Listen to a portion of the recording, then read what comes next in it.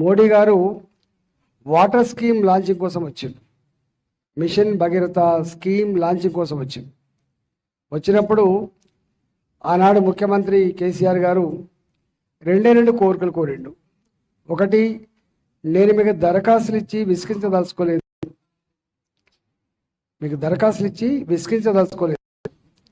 మోదీ గారు మీరు గొప్పగా పరిపాలిస్తున్నారు, ఎక్కడ గింత మచ్చ లేకుండా, చెడ్డ పేరు లేకుండా, ఒక స్కామ్ లేకుండా పరిపాలిస్తున్నారు మీరు. అలాంటి గొప్ప పేరు తెచ్చుకున్న మీరు మీ నిండు ఆశీర్వాదం తెలంగాణ కావాలని చెప్పి కోరండి తప్ప నాకు ఈ స్కీమ్ ఆ స్కీమ్ అని చెప్పి ఈ ప్రాజెక్ట్ ఇవ్వండి ఆ ప్రాజెక్ట్ అని మాత్రం ఎప్పుడు చెప్పలే. ఆ తదుపరి ఆయన ఏం మాట్లాడిండు, కేటీఆర్ గారు ఏం మాట్లాడిండు, హరీష్ గారు ఏం మాట్లాడిండు, కేసీఆర్ ఏం మాట్లాడిండు, నేను మీకు చెప్పాల్సి అక్కర్లేదు. అంటే ఏ నోరైతే గొప్ప మోడీ అని చెప్పి ప్రవచించిండ్రో, మంచి పేరు తెచ్చుకున్నారని చెప్పి మాట్లాడిండో, అదే ప్రధానమంత్రి గారి గురించి ఎంత చులకనగా సమాజమే ఆశ్రయించుకునే పద్ధతిలో ఏ భాష మాట్లాడిండో అది మీకు నేను గుర్తు చేసక్కర్లేదు. నిన్న మొన్న మొట్టమొదటిసారిగా మోడీ గారి అఫీషియల్ ప్రోగ్రామ్కి ఈ ముఖ్యమంత్రి గారు కూడా హాజరయ్యారు. ఈ ముఖ్యమంత్రి గారు హాజరయ్యి మీరు పెద్దన్న లాంటోళ్ళు మాకు మీ సహకారం ఉంటే మా రాష్ట్రం అభివృద్ధి చెందుతుందని చెప్పి వారు మాట్లాడారు. అంటే అంతకుముందు ముందున్న ముఖ్యమంత్రి మోడీ ఏంది, గీడి ఏంది, కేంద్రం ఏంది, అదేంది, మాకు శాత కాకపోతే కదా మేమే ఆ కేంద్రాన్ని భిక్ష పెడుతున్నాం తప్ప కేంద్రం మాకు ఇచ్చేది ఏం లేదనే మాట చాలాసార్లు మాట్లాడండి, మీకు ఐడియా ఉంటుంది. అంటే అంతకుముందు ఏం మాట్లాడు, తర్వాత ఏం మాట్లాడు, ఇవాళ రేవంత్ రెడ్డి గారు ముఖ్యమంత్రి గారు కూడా ఆ మాట మాట్లాడు. నేను ఎందుకు గుర్తు చేస్తున్నా మాట అంటే మళ్ళీ కాంగ్రెస్ పార్టీ అధికారంకి వచ్చే ఆస్కారం లేదు. కాంగ్రెస్ పార్టీ ఈ దేశంలో అధికారంకి వచ్చే ఆస్కారం లేదు. నాకు తెలిసి ఒక 50 సంవత్సరాల పైబడి అప్రతిహతంగా ఈ దేశాన్ని పాలించిన పార్టీ కాంగ్రెస్ పార్టీ. ఆ తదుపరి సంకీర్ణ రాజకీయాలలో వాళ్ళు ఏ పాత్ర పోషించిందో నేను మీకు గుర్తు చేసక్కర్లేదు. ఒకసారి అయితే లేక పాప వాళ్ళు గెలిస్తే 5 ప్రధానమంత్రుల్ని మార్చిన చరిత్ర మీకు గుర్తు చేస్తున్నాను. చంద్రశేఖర్ గారు కావచ్చు, విపి సింగ్ గారు కావచ్చు, చరణ్ సింగ్ గారు కావచ్చు, ఇట్లా అనేక మంది ప్రధానమంత్రులు, దేవగౌడ గారు కావచ్చు. అంటే ప్రభుత్వాన్ని ఎన్నుకుంటే ఎప్పుడు కూలిపోతుందో తెలియని పరిస్థితులు ఉండేది. అంటే అతుకుల బొంత సంసారం, యూపీఏ సర్కార్ అతుకుల బొంత సంసారంగా ఉండే. ఇవాళ ఆ అతుకుల బొంత సంసారం కూడా లేదు. ప్రయత్నం చేసిన పాప ఇండియా అనేటువంటి పేరు మీద కొంత ప్రయత్నం చేసిండ్రు. అది ఇవాళ అది ఎట్లా ఇచ్చకపోతుందో మీకు చూస్తా ఉన్నారు. ఇవాళ మోడీ ముందు నిలబడగలిగే లీడర్ కానీ నిలబడగేటటువంటి పార్టీలు కానీ లేకుండా పోయినాయి. ఎందుకు అంటే ఒకటి ఆయన పని విధానం, ఆయన మాటకి చేతకి ఎంత సంబంధం ఉంటుందో, ఆయన గతానికి ఇప్పటికీ పోల్చుకుంటే నక్కకు నాగలోకానికి ఉన్నంత తేడా ఎట్లా ఉంటుందో అది చూయించిన వ్యక్తి కాబట్టి దాని గురించి మనం చెప్పుకోవాల్సక్కర్లేదు. ఇవాళ మనం చూస్తాం. అందుకనే కాంగ్రెస్ పార్టీకి ఓటేస్తే కూడా అక్కడ అధికారంకి వచ్చేది లేదు, రూపాయి అక్కడి నుంచి వచ్చే ఆస్కారం లేదు. మొన్న మీకు పటంజలిలో ఒక మీటింగ్లో చెప్తున్నారు వారు, అధికారం ఇవ్వకముందే ఈ రాష్ట్ర అభివృద్ధిలో మా వాటా ఏందో ఇప్పటికే మీరు కళ్ళ ముందు కనపడతా ఉంది.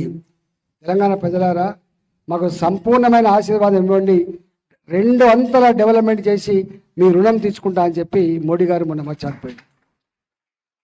అందుకనే నేను అంటున్నా, ఇవాళ అది ఇర్రెలవెంట్ పార్టీ, ఇది ఇర్రెలవెంట్ పార్టీ. జనరల్గా ఏమంటారంటే అధికారం ఉన్న పార్టీ కోటేస్తే మీకు లాభం ఎక్కువ జరుగుతుంది. ఎస్, అధికారం ఉన్న పార్టీ భారతీయ జనతా పార్టీ. ఇవాళ అధికారం ఇవ్వండి సంపూర్ణంగా, తప్పకుండా డెవలప్మెంట్కి మా బాధ్యత మేము పనిచేస్తాం. మేము దరఖాస్తులు పెట్టి దండం పెట్టాల్సిన అక్కర్లేదు, కొట్లాడాల్సిన అక్కడ అంతకడు లేదు. ఈ రాష్ట్రాల్లో పార్లమెంట్ సభ్యులుగా గెలిస్తే బాజాప్తా మేమే పోయి మా ప్రధానమంత్రి గారి దగ్గర, మా మంత్రుల దగ్గర, మా ప్రభుత్వం దగ్గర మళ్ళీ డెవలప్మెంట్ కోసం నిధులు తెచ్చేటువంటి ఆస్కారం ఉంది, డెవలప్మెంట్ చేసుకునేటువంటి ఆస్కారం ఉంది. కాబట్టి ఆ అవకాశాన్ని ఇవ్వమని చెప్పి కోరడానికి మాత్రమే ఇక్కడికి వచ్చినాం. ఇప్పుడు మోడీ గారి ఇక్కడ మోడీ గారి పరిపాలన గురించి ఒక మాట చెప్తాను. వాళ్ళకేమో కొడుకుకు ఒక మంత్రి పదవి కావాలి, కూతురుకు కావాలి, అల్లుడికి కావాలి, సడగురు కొడుకు కావాలి, సుటపోరికి కావాలి, ఇవన్నీ ఉంటాయి.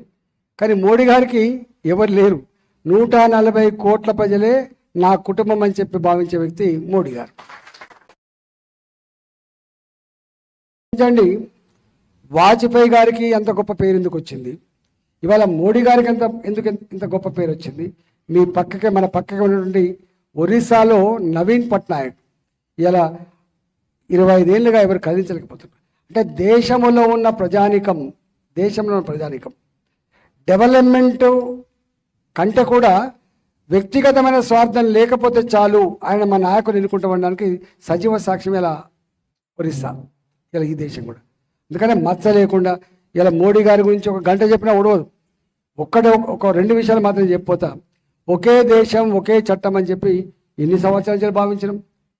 జమ్మూ అండ్ కాశ్మీర్ ఇవాళ జమ్మూ అండ్ కాశ్మీర్ కాదు, పక్కకున్నటువంటి POK, అటు పక్కకున్న బల్చిస్తాన్, ఆ ప్రాంతాల ప్రజలు కూడా మేము పాకిస్తాన్లో ఉండడం నష్టమవుతుంది, మేము కూడా భారతదేశంలో కంటే బాగున్నటువంటి స్థాయికి ఎవరు తెచ్చింది అలా జమ్మూ అండ్ కాశ్మీర్ ఎప్పుడు పోతుందో తెలియని పరిస్థితించాలి. జమ్మూ అండ్ కాశ్మీర్ భారత్దే అని చెప్పి ప్రపంచంలో ఏ దేశం కూడా మళ్ళీ పలకరించకుండా చట్టం చేసి దాన్ని అమలు చేసిన వ్యక్తి నరేంద్ర మోడీ గారు. రెండవది, ఇవాళ ఒకప్పుడు భారతదేశం అంటే పేద దేశం, థర్డ్ వరల్డ్ కంట్రీ. ఇవాళ అలాంటి థర్డ్ వరల్డ్ కంట్రీ నుంచి ఎదిగిన దేశంగా, ప్రపంచాన్ని శాసిస్తున్న దేశంగా భారత్ ఎదిగింది. నేను ఆర్థిక మంత్రి గారు చెప్పదలుచుకున్న 11వ స్థానంలో ఉన్నటువంటి ఆర్థిక వ్యవస్థ 5వ స్థానానికి ఎదిగి రేపు 3వ స్థానానికి పోటీ పడబోతున్నటువంటి స్థాయికి ఎదిగింది భారతదేశం. ఒకప్పుడు చంద్రశేఖర్ గారు ప్రధానమంత్రిగా ఉన్నప్పుడు బంగారం కుదరబెడితే తప్ప జీతం ఇయ్యని పరిస్థితి నుంచి మొదలుపెట్టి ఇవాళ విదేశీ మారక నిల్వలతో గొప్పగా ఉన్నటువంటి దేశం ఈ దేశం. ఇవాళ మేక్ ఇన్ ఇండియా, ఒకప్పుడు cell phones made in Japan, made in China నుంచి ఇలా మేడ్ ఇన్ ఇండియా స్థాయికి ఎదిగిన దేశం కూడా మా దేశం. ఇవాళ డెవలప్మెంట్ గురించి చాలా ఉన్నాయి. ఇలా ఇక్కడ మాత్రం బీఆర్ఎస్ పార్టీ కానీ ఓట్లు వేయడానికి కారణం ఏంటంటే ఫ్లైఓవర్లు నిర్మించిండ్రు, రోడ్లు వేసిన అనుకున్నారు. కానీ ఇవన్నీ సొమ్ము ప్రజలే కావచ్చు కాక, రాష్ట్ర ప్రభుత్వం ఖర్చు పెట్టినా, కేంద్ర ప్రభుత్వం ఖర్చు పెట్టినా, మన పన్నులో డబ్బులే ఖర్చు పెడుతుండొచ్చు కాక, కానీ పేరు మాత్రం వాళ్ళు చెప్పుకుని ప్రతి చేసి ఇవాళ కడుతున్నటువంటి ఈ వేస్తున్న రోడ్లు కావచ్చు, కడుతున్న ఫ్లైఓవర్లు కావచ్చు, ఇవాళ అది ఎల్బీనగర్ రోడ్డు కావచ్చు, అది ఉప్పల్ రోడ్డు కావచ్చు, అది కొంపల్ రోడ్డు కావచ్చు, ఇవన్నీ కూడా కేంద్ర ప్రభుత్వం ఇచ్చినటువంటి నిధులే. 1947 to 2014 75 ఎయిర్పోర్ట్లు ఉంటే ఇవాళ 150 ఎయిర్పోర్ట్లు వచ్చినాయి. ఇవాళ నేషనల్ హైవేస్ 1947 నుంచి 2014 వరకు ఎన్ని వేల కిలోమీటర్లు ఉందో ఈ 10 సంవత్సరాల కాలంలో అన్ని వేల కిలోమీటర్లు కట్టించి నేషనల్ హైవేస్ మనం చూస్తూ ఉన్నాం. ఎంత ఫాస్ట్గా పోతున్నాం. ఒకప్పుడు కరీంనగర్ పోవాలంటే 4 గంటలు ఉండేది, ఒకప్పుడు నాగపూర్ పోవాలంటే 10 గంటలు ఉండేది, ఒకప్పుడు వరంగల్ పోవాలంటే 3.5 hours 4 hours ఉండేది. ఇవాళ 2 hours 1.5 hours పోయగలిగే పరిస్థితి వచ్చింది. అందుకని డెవలప్మెంట్ విషయం, ఇన్ఫ్రాస్ట్రక్చర్ క్రియేషన్ విషయంలో నరేంద్ర మోడీ గారు చేసినటువంటి పని ఇంత అంత కాదు. అన్నిటికంటే ముఖ్యంగా ఒక్కడి గుర్తు చేసి నేను ముగిస్తా. కరోనా వచ్చింది, మీకు తెలుసు కరోనా వచ్చినప్పుడు ఎట్లా వణికిపోయిందో. మీ రోడ్డు సాక్ష్యం. ఈ రోడ్డు నుంచి కొన్ని వేల మంది తన బట్ట ముళ్ళలు చదువుకొని చచ్చిపోతే నా కుటుంబం కనసనలో చచ్చిపోవాలి, నా ఊళ్ళో చచ్చిపోవాలి, నా బాడీ నా మట్టిలో కలవాలని చెప్పి ఎట్లా పోయినరో మీకు వందల వేల కిలోమీటర్లు ప్రయాణం చేసిండు. గా కష్టకాలంలో చాలామంది మన గురించి చాలా ఏలంగా మాట్లాడారు.